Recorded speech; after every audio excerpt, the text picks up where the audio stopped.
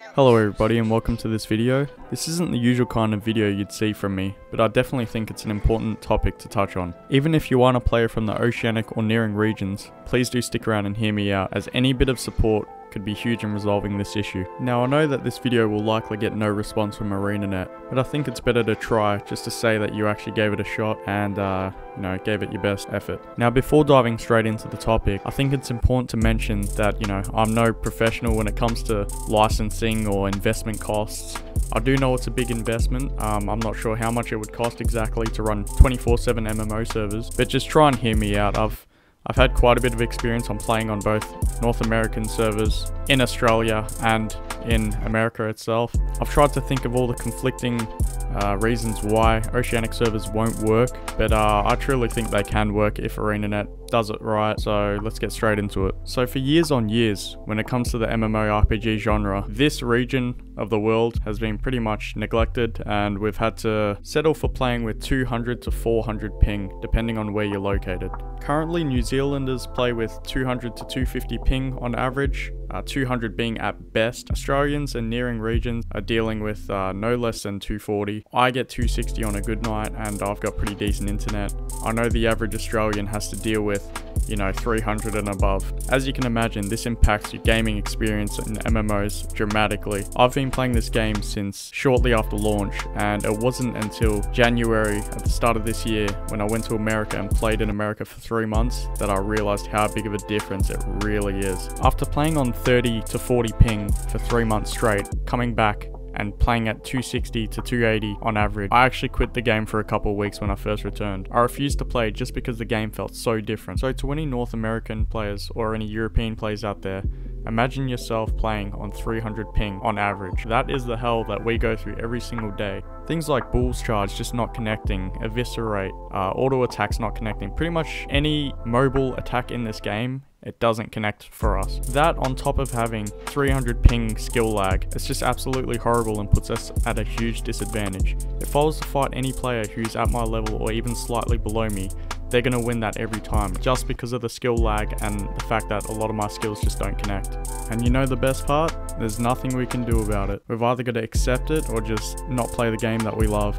Now that I've vented a little bit and hopefully gotten you to understand the frustrations that we deal with, I'm going to go with the first point, player population. This is the main concern for most people when it comes to Oceanic servers, but I really think that this is probably one of the least of my concerns. I don't think it's going to be that big of an issue, and I'll explain why. Guild Wars 2 actually has a surprisingly big Oceanic and Southeast Asia presence, and as we know, PvE servers in this game are all mega servers, meaning even if you're on a different server from one of your friends, you can still play PvE with them with no issues at all. In Guild Wars 2, typically the only time you see big groups in PvE is for meta events anyway, which are on a time base, so those meta events are still always going to be done by large groups. Then you've got your raids, your dungeons, and your fractals, which I feel like aren't that big of an issue. In a smaller tight-knit community like the Oceanic one, I feel like this can even be a positive. I feel like it opens doors to bigger community type guilds where you can always go to if you want to do these. Dungeons, raids, and fractals I don't see being an issue, as you only need 5 to 10 players. Now surprisingly, most people are concerned about World vs World. I actually don't think this will be that big of an issue. Currently there is a lot of World vs World players that are from the Oceanic and Sea region, but the only issue is that they're spread across all 12 North American major servers. This is the reason why many people think that Oceanic World vs World is a pretty much dead zone. It's actually not the case. They're just spread across all the different servers, so they're not in the same matchups. Now imagine having 3 World vs World Oceanic servers in the same matchup. As a starting point, of course, you can easily be seeing map queues during prime time, and we won't be forced to play dead maps like we are on North American servers, because we're spread all over the place. We'll all be in the same matchup, and multiple of the World vs World maps will be populated. Finally, that brings us to PvP, which I think will be greatest affected population wise if we're talking about Oceanic servers. But then again, like I said, with PvE raids, it only requires 10 people, so during prime time that won't be an issue at all. You might get matched against the same players like a few times in a row, but yeah, I think off prime time hours may be an issue with population. That's the only population issue I see in the whole game. Now we'll move on to my second point, which is the costs.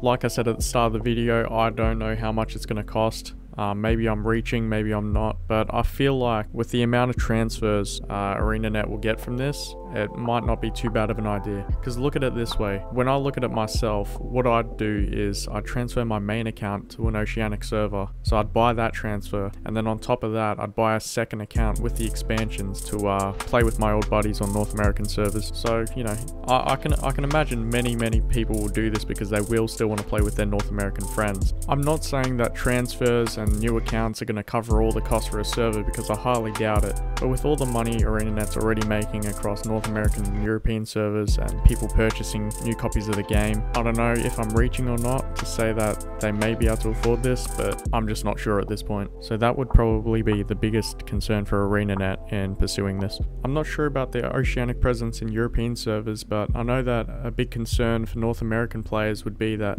the World vs. World time zone coverages will, you know, be separated a lot. There won't be any Oceanic coverage anymore. But I mean, I'd much rather be able to play this game on an even, you know, platform with the, you know, with good ping and actually enjoy myself, because the skills I'm using actually connect and register. I'd much rather that than care about, you know, World vs. World zone coverage. In the end, it's about having fun and actually being able to play the game how it's meant to be played. Not only that, but World vs. World will be much funner in Oceanic time zone anyway, because if we're on 3 different servers all in the same matchup, it's going to be full of fights, full of fun. So that pretty much covers my main points. I hope you can understand, you know, Oceanic players' frustration, because you don't really get it until you've experienced it. Playing on 300 ping versus players using 40 or less ping, it's just so demoralizing. And I have so many friends, I know so many players who have quit this game because of that reason, or just refuse to play it in general. It is reaching trying to compare Guild Wars to World of Warcraft, but when World of Warcraft did introduce Oceanic servers, it was a big success. Hopefully we can see the same thing with Guild Wars too. I really hope so. Hopefully soon, Oceanic players, not only Oceanic players actually, but even Southeast Asia players, Asian players in general, you know, Malaysia, Singapore, Indonesia, all these players will be able to enjoy the game on some decent playable ping, and, you know, the Oceanic community will grow. Thank you so much for making it to the end of the video. Even if you're not from this region or the Asian region, if you could show some support on this video, it would be hugely appreciated, because if this were to happen, it'd be literally a dream come true for me. Leave a like, subscribe, leave a comment to show your support. I will be back to making many more normal videos very soon. I've just been caught up with work and some real life stuff, but yeah, they're on the way, so don't worry. Thanks for watching, guys. Take care.